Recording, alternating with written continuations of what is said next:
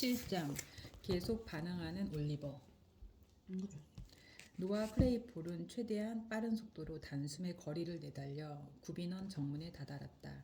여기에서 1분 정도 숨을 돌리면서 감정을 끌어올려 몇 번 훌쩍여 눈물 어리고 겁에 질린 모습을 연출해낸 후 쪽문을 크게 두드렸다. 문을 열어준 나이든 극빈자는 너무나 비통해 보이는 노아의 얼굴에 가장 잘 나가던 시절에도 비통한 얼굴들만 보고 지내온 사람임에도 불구하고 깜짝 놀라 자기도 모르게 뒷걸음을 쳤다. 아니 얘야 무슨 일이냐? 나이든 극빈자가 물었다. 범블 교구관님 노아가 짐짓 통탄스러운 목소리로 크게 불러댔다.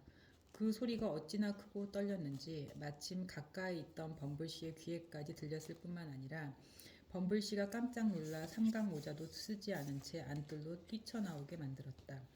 이런 광경은 굉장히 희한하고도 주목할 만한 상황이었다. 체면을 중시하는 말단 교구관조차도 갑자기 강력한 충격을 받으면 순간적으로 침착함과 위엄을 잃어버릴 수 있다는 사실을 보여줬기 때문이다. 아, 교구관님, 올리버가요. 노아가 흥분해서 말을 더듬었다. 뭐야, 뭔데? 범블씨가 번들거리는 눈에 기쁨의 빛을 띠며 끼어들었다. 달아난 건 아니겠지? 혹시 달아났나? 그래? 아니에요. 도망간 게 아니라 아주 악독해졌어요. 날 죽이려고 했고요. 샬롯의 마님까지 차례로 죽이려고 했다고요. 어휴, 얼마나 아프던지 진짜 너무 아팠다고요. 여기에서 노아는 뱀장어처럼 이리저리 몸을 쥐어짜고 비틀어댔다. 올리버 트위스트의 폭력적이고 살벌한 공격에 심각한 내상을 입어서 이렇게나 극심한 통증에 시달린다는 사실을 범블씨에게 온전히 보여주기 위함이었다. 노아는 범블씨가 너무나 놀라서 어안이 벙벙해진 모습을 보면서 효과를 더하기 위해 끔찍한 상처를 내보이며 10배나 더 크게 울부짖었다. 마침 흰 조끼를 입은 신사가 안뜰을 가로질러 오는 것을 보고서는 더더욱 비통하게 통곡을 했다. 영악하게도 이 신사의 관심을 끌어서 분노를 일으키는 게 아주 편리한 방책이 되리라고 생각했기 때문이다. 흰 조끼 차림의 신사는 금세 관심을 내보였다. 세 걸음도 못 가서 화난 얼굴로 돌아보고서는 이 똥개 같은 녀석이 왜 이렇게 지저대냐며 범블씨에게는 왜 이 시끄러운 녀석한테 뭔가 악소리 나는 조치를 취하지 않느냐고 물었다. 자선학교에서 온 불쌍한 녀석입니다. 트위스트라는 꼬마한테 죽을 뻔했다지 뭡니까? 거의 살해당할 뻔했습지요. 세상에. 흰 조끼 신사가 딱 멈춰서며 소리쳤다. 네, 그럴 줄 알았지. 처음부터 딱 느낌이 왔다고. 그 뻔뻔하고 야만적인 꼬마 녀석이 교수형을 당할 거란 짐작이. 그 녀석이 하녀도 죽이려고 했답니다. 범블씨가 잿빛으로 질린 얼굴로 덧붙였다. 주인 마님도요. 크레이폴 씨가 냉큼 끼어들었다. 주인 어른도 죽이려 했다고 말한 것 같은데. 범블 씨가 거들었다. 아니요, 주인 어른은 지금 외출 중이세요. 그렇지 않았다면 당연히 죽이려 대들었겠죠. 그러고 싶다고 걔가 말했어요. 노아가 대답했다. 오호, 그러고 싶다고 했단 말이지. 흰 조끼 신사가 물었다. 네, 그랬습니다. 그리고 저희 마님이 범블 씨께 부탁했어요. 시간을 좀 내서 당장 와주십사 하고요. 매질이라도 해주실 수 없냐고. 주인 어른이 안 계시니까요. 노아가 대답했다. 물론이지. 당연히 그래야지. 흰 조끼 신사가 자비로운 미소를 지으며 8cm나 더 높이 있는 노아의 머리를 토닥였다. 넌 착한 아이구나. 아주 기특해. 자, 여기 1페니를 가지렴. 교구간 당장 소어베리 댁으로 가서 최선을 다해보게. 조금도 봐주지 말라고. 네, 그러겠습니다. 범블씨가 공적 매질의 용도로 지팡이 끝에 동그랗게 꼬아서 붙여놓은 밀랍 부분을 만지작거리며 대답했다. 소오베리한테도 봐주지 말라고 일러두게. 채찍이나 주먹을 쓰지 않고서는 그 녀석을 다룰 수 없을 거야. 흰 조끼 신사가 덧붙였다. 명심하겠습니다. 교구관이 정중하게 답했다. 때마침 삼각 모자와 지팡이가 흡족하게 준비된 차라서 범블씨와 노아 크레이폴은 전속력으로 장의사 가게로 향했다. 상황은 나아지지 않은 채 그대로였다. 소어베리 씨는 아직 돌아오지 않았고 올리버는 여전히 기세등등하게 창고문을 발로 차고 있었다. 소어베리 부인과 샬롯이 전해주는 올리버의 흉포한 행동은 소름 끼칠 만큼 놀라운 것이라서 범블 씨는 문을 열기 전에 먼저 말로 달래보는 게 현명하리라고 판단했다. 그래서 첫 포문 삼아 바깥에서 문을 걷어찬 뒤 열쇠 구멍에 입을 대고 나지막하게 강한 목소리로 말했다. 올리버, 당장 날 꺼내줘. 안쪽에서 올리버의 목소리가 들렸다. 누구 목소리인지 알겠느냐, 올리버? 범블씨가 물었다. 그래, 올리버가 대답했다. 이 목소리가 무섭지도 않느냐? 내가 말하는 동안 두려워서 벌벌 떨고 있지? 범블씨가 추궁했다. 아니, 올리버가 대담하게 반박했다. 범블씨는 늘 들어오던 유순한 대답을 기대하고 있다가 허를 찔리는 듯 주춤하고 말았다. 열쇠 구멍에서 뒤로 물러나 허리를 곧게 편 후 아무 말 없이 경악한 표정으로 세 사람의 구경꾼을 둘러보았다. 오, 범블씨, 저 녀석이 미친 게 틀림없군요. 정신이 반만 있어도 감히 저렇게 말하지 못할 텐데요. 소베리 부인이 말했다. 부인, 저건 미친 게 아닙니다. 범블씨가 잠시 생각에 잠겼다가 다시 입을 열었다. 고기 때문입니다. 뭐라고요? 소베리 부인이 놀라며 물었다. 고기요, 부인, 고기. 범블씨가 엄중하게 강조하며 대답했다. 부인이 너무 잘 먹인 탓이지요. 저 녀석의 처지에 전혀 맞지 않는 대접으로 인해 기운이 넘치게 된 겁니다. 실용적인 철학자이신 이사님들도 동의하실걸요? 도대체 극빈자 놈들이 기운이 넘쳐서 뭐에 쓰겠어요. 그저 몸뚱아리나 부지하면 그만일 텐데 저 녀석한테 죽이나 먹였으면 이런 일은 안 일어났을 겁니다. 세상에, 맙소사. 소베리 부인이 경건하게 부엌 천장을 올려다보며 탄식을 내뱉었다. 너무 잘 먹여서 생긴 일이라니.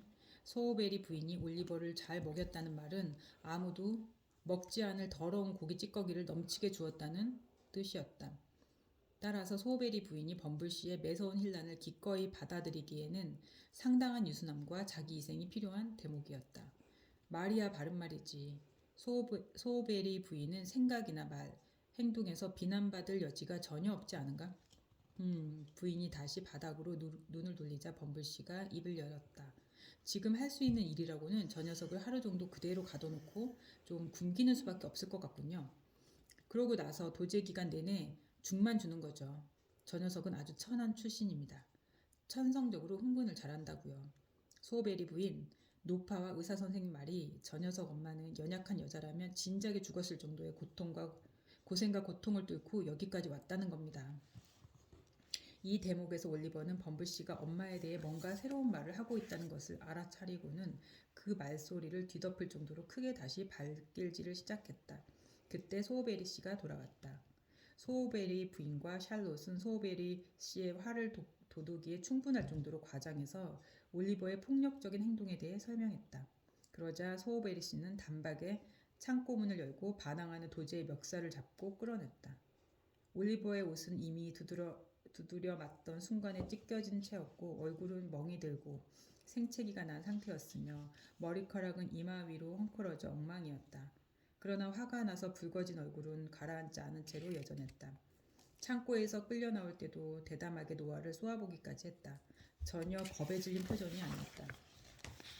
넌 착한 아이인 줄 알았는데 아닌가? 소베리 씨가 올리버를 흔들고 뺨을 한 대 갈리며 말했다. 노아가 우리 엄마를 욕했어요. 올리버가 뚱하게 대답했다. 아니, 이 은혜도 모르는 녀석이? 그러면 좀 어때? 소베리 부인이 끼어들었다. 내 엄마는 그보다 더 심한 욕을 들어도 싸지. 아니야, 올리버가 반박했다. 맞아, 소베리 부인이 맞받아쳤다.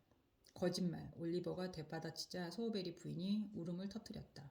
이렇게 부인이 울음을 터뜨린 이상 소베리 씨는 더 이상 다른 여지가 없었다. 당장에 올리버에게 가장 혹독한 벌을 내리지 않고 조금이라도 머뭇거렸다가는 경험이 풍부한 독자라면 다들 알다시피 모든 부부싸움의 전례에 따라 인정머리 없는 남편이자 모욕적인 인간의 사람 흉내만 내는 짐승처럼 여기에 일일이 다 열거하기도 어려울 정도로 역을목을 터였다. 사실대로 말하자면 소베리 씨는 미약한 힘이나마 최선을 다해 올리버에게 잘해주는 편이었다. 자신에게 이득이어서도 있겠지만 아내가 올리버를 싫어했기 때문도 컸으리라. 하지만 부인이 울음을 터뜨리고 말았으니 다른 방도가 없었다. 즉시 올리버를 두드려 패서 아내를 만족시키고 범블씨가 지팡이를 사용할 필요도 없게 만들었다. 올리버는 그날 내내 부엌 뒤쪽에 갇혀서 물과 빵 한 조각으로 때워야 했다. 밤이 되자 소베리 부인이 문 밖에 서서 올리버의 엄마에 대한 헌담을 늘어놓은 뒤 안을 들여다보면서 노아와 샬롯이 비아냥거리고 손가락질을 하는 가운데 올리버에게 원래의 음침한 침대로 올라가 자라고 명령을 내렸다. 올리버는 음울한 장의사 가게의 정적과 고요함 속에 홀로 남겨지자 비로소 낮에 받았던 수모와 굴욕을 온전히 받아들일 수 있게 되었다. 그때까지 올리버는 경멸의 눈빛으로 모욕을 한 귀로 흘려들었고 울음소리 한 번 내지 않고 매질을 견뎌냈다. 산채로 불에 태워 죽인다고 해도 끝까지 비명 한 번 안 지르리라는 자존심이 가슴에 가득했기 때문이다. 그러나 이제 보는 사람도 듣는 사람도 없게 되자 마룻바닥에 무릎을 꿇고 양손에 얼굴을 묻은 채 하느님이 주신 인간의 자연스러운 심성 그대로 어떤 어린애보다도 더 슬프게 눈물을 흘렸다. 한동안 그 자세 그대로 가만히 있었다. 올리버가 일어섰을 때 촛대 위 초가 거의 다 다른 채 타고 있었다. 조심스레 주변을 둘러보고는 귀를 기울이며 조용히 문을 열고 바깥을 살펴보았다. 매우 춥고 캄캄한 밤이었다. 올리버의 눈에는 별들이 그 어느 때보다 멀리 떨어진 듯 보였다. 거무스름한 나무 그림자가 무덤이나 죽음처럼 잠잠했다. 올리버는 살살 문을 닫았다. 꺼져가는 촛불에 의지해 겨우 옷가지 몇 점을 손수건 속에 담아 묶어 놓은 후 의자에 앉아 아침이 밝길 기다렸다.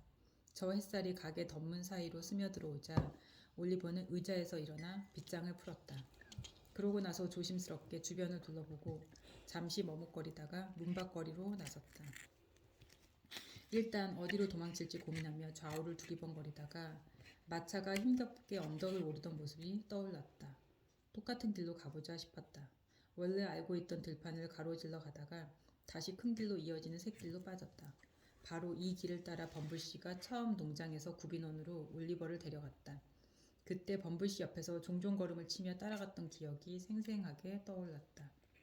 길은 농장 앞으로 곧장 나 있었다. 막상 이 길에 들어서고 보니 가슴이 두근대며 반쯤 다시 돌아가고 싶은 마음도 들었다. 하지만 이미 한참을 걸어왔고 시간도 많이 허비했다. 게다가 아주 이른 아침이라 들킬 염려도 없었다. 그래서 그냥 걸어갔다. 마침내 고아 농장에 다다랐다. 아직 이른 시간이라 아이들은 보이지 않았다. 올리버는 걸음을 멈추고 안뜰을 몰래 훔쳐보았다. 어린아이 하나가 조그마한 화단에서 잡초를 뽑고 있었다. 아이가 손을 멈추고 창백한 얼굴을 들어 옛 친구를 알아보았다. 올리버는 떠나기 전에 그 아이를 보게 되어 기뻤다. 나이가 더 어린 동생뻘 친구였지만 한때 같이 놀았던 벗이었기 때문이다. 정말 수도 없이 함께 얻어맞고 굶고 같이 처박혔던 친구였다. 쉿! 딕! 아이가 달려와 울타리 사이로 삐쩍 마른 팔을 내밀며 반기자 올리버가 진정시키며 말했다. 누구 일어난 사람 없어? 나 말곤 없어. 아이가 대답했다. 딕, 아무한테도 날 봤단 소리 하지 말아줘. 도망치는 중이거든. 사람들이 무진장 때리고 괴롭혀서 말이야. 난 멀리 도망가서 큰 돈을 벌어볼 작정이야. 아직 어디로 갈지는 모르겠어. 너 얼굴이 너무 창백해. 의사가 그러는데 나 곧 죽을 거래. 사람들한테 하는 소리 들었어. 아이가 희미한 미소를 지으며 말을 이었다. 이렇게 다시 보게 돼서 진짜 좋아. 근데 여기 있으면 안 돼. 얼른 가. 어서. 그래, 알았어. 그럴게. 작별 인사나 하려고 딕. 꼭 다시 만나자. 건강하고 행복하게 잘 지내? 나도 그랬으면 좋겠어. 죽은 다음에나 만나게 될 거야. 의사 선생님 말이 맞겠지. 요즘 천국이나 천사 꿈을 엄청 많이 꾸거든. 깨어있을 땐 한 번도 본 적 없는 다정한 얼굴들도 자주 나타나고. 아무튼 작별 뽀뽀나 해줘. 아이가 낮은 쪽문 위로 기어 올라서 작은 두 팔로 올리버의 목을 감으며 작별 인사를 했다. 잘 가. 하느님이 지켜주실 거야.